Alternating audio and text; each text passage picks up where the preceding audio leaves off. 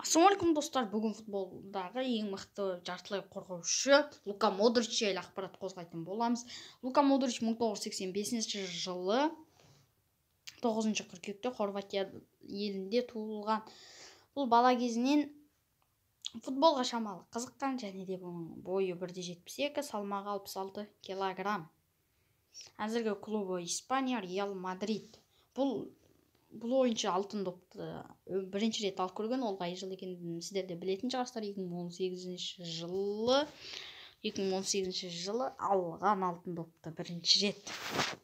Одан кейін алтын допқа үміткер болмады. Қазіргі таңда қанша жас, 38 жаста мансабын әлі аяқтамайды. 40 жасқа дейін ойнайтыны анық. Және де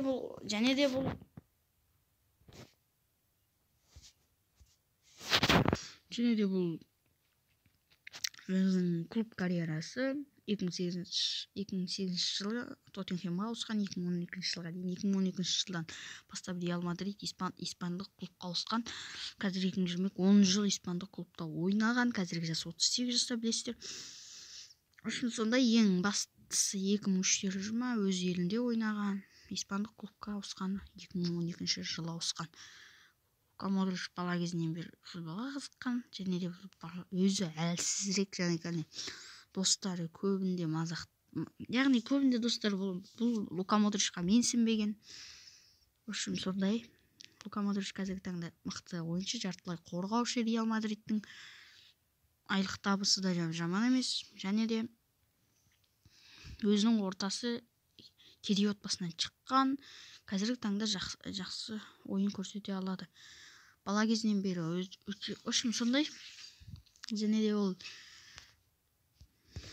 солай болған, және де бұл 2006 жылы өзінің елінде